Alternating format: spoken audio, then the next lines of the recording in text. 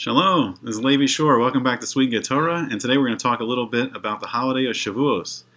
So what is the most important day in all of world history? What is the most important day in the history of the world? So a lot of people would have a lot of different answers to that. But if we look into the Gemara tells us that 2,000 years before Hashem even created the world, He created the Torah. And the Torah itself was the blueprint for all of creation. Everything that happens in the world and all the things that are formed in the world are formed because that's what the Torah says they should be. So what's the most important day in the history of the world? So 26 generations after Adam Arishon, after Adam and Chava, Adam and Eve were created, 26 generations later, on the 6th of Sivan, in the Hebrew year of 2448, the Torah was given to mankind. The Torah was given to all the nations of the world, but only one nation stepped forward to receive it. And on that day, the Jewish people stood before Mount Sinai. So the Midrashim tell us a little bit of exactly what was happening on that day.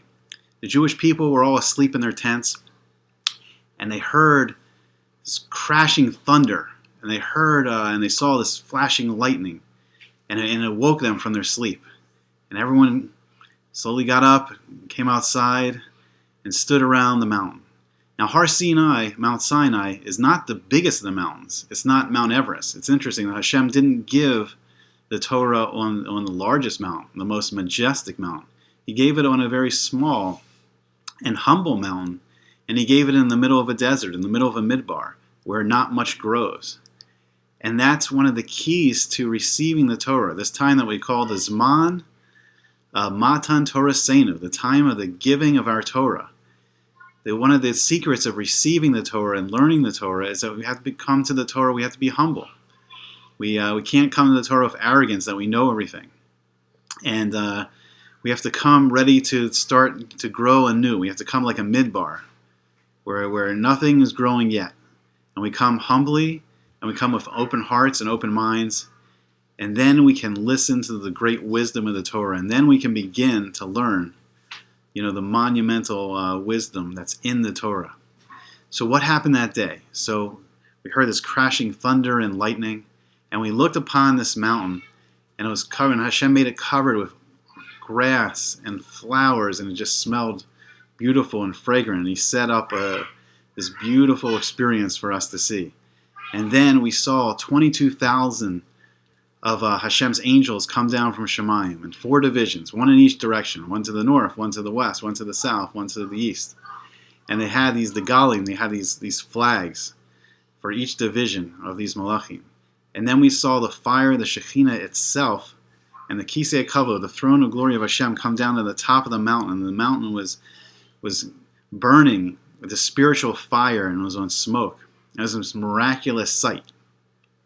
And then we heard Hashem speak from all directions of the world, and the world was silent during this moment. And we heard Him speak all the Esser Dibros, all the 10 Commandments, instantly, in one moment, in one rega. We heard all instantly, that only an infinite being could do this, could speak all these 10 Commandments in one moment. And then we heard Hashem spoke the first of the mitzvahs, and everyone's neshama just leaped from their bodies. They wanted to attach to this wondrous Creator that they were so separated from. And then Hashem revived everyone with the towel, with the dew, and then again He spoke the second. And once again the neshamas leaped to the source of all creation. And then we said, Moshe, we need you now. We need you to come in between, and we need you to talk to Hashem, because we're not at a high enough spiritual level. We need you to tell us the rest. Hashem will speak to you and you will tell us. So what is the Torah? What were we given on that day?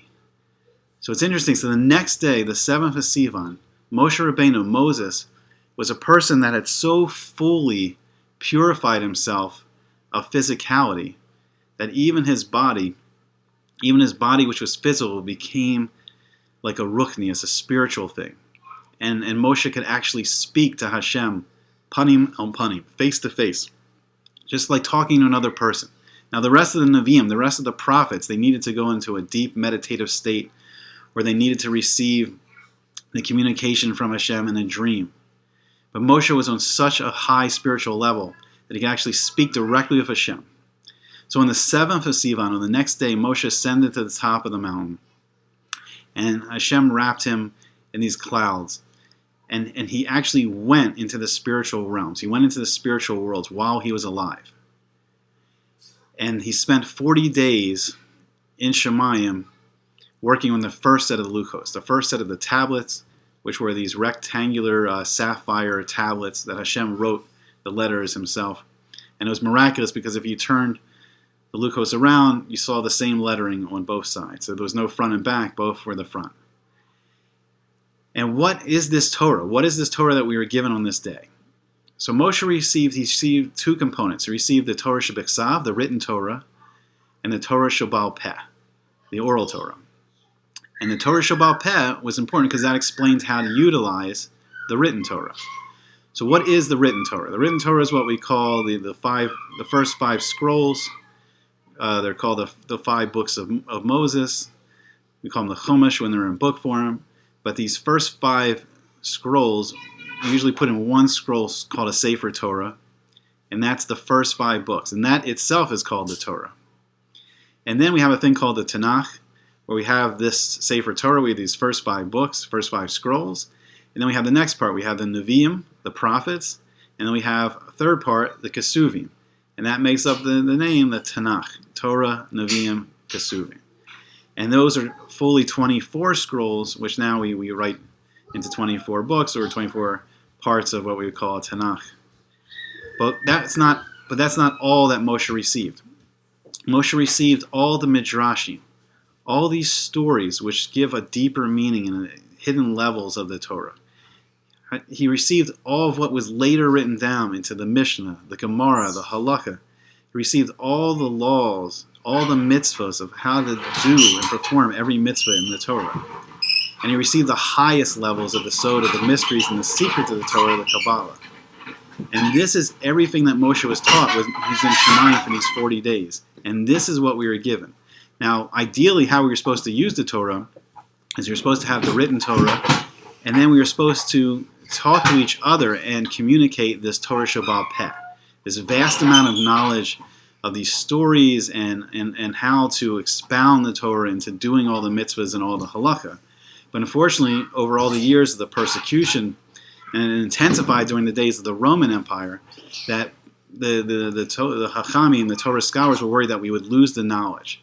So they decreed that we should begin to write down this Torah Shebal Peh. And that slowly became written down into the Mishnah and the Gemara and the Halakha and the Midrashim and the books of the Kabbalah.